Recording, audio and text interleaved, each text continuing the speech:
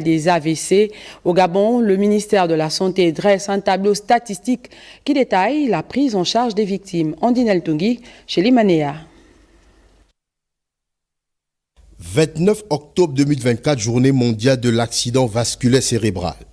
L'AVC, selon l'OMS, est défini comme le développement rapide de signes localisés ou globaux de dysfonctionnement cérébral avec des symptômes durant plus de 24 heures, pouvant entraîner la mort. Conscient de l'ampleur de cette attaque cérébrale, les autorités gabonaises, par le truchement du ministère de la Santé, dressent un bilan statistique de la fréquence des AVC dans l'optique d'agir en toute responsabilité face à ce problème de santé publique. Au Gabon, les chiffres également sont alarmants parce que quelques études réalisées par le service de neurologie conduit par le professeur Kouna au centre hospitalier universitaire de Libreville montre qu'en 2005, la prévalence hospitalière était à peu près de 24% et elle est montée en 2022 à 64,4%.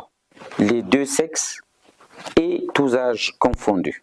À l'échelle mondiale, on note en moyenne un adulte sur 4 qui serait victime d'un AVC au cours de sa vie. Plus que chaque année, ce sont 12 millions de personnes qui sont victimes d'AVC.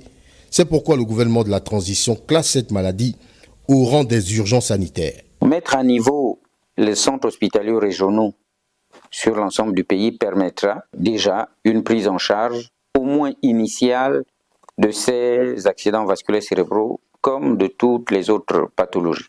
Nous envisageons de mettre en place une unité héliportée qui pourrait, dans des délais relativement courts, aller chercher un patient dans un coin, victime d'AVC. Là aussi, l'idéal est qu'il vienne dans les délais. Chaque minute compte. Plus la prise en charge est rapide et spécialisée, meilleur est le diagnostic.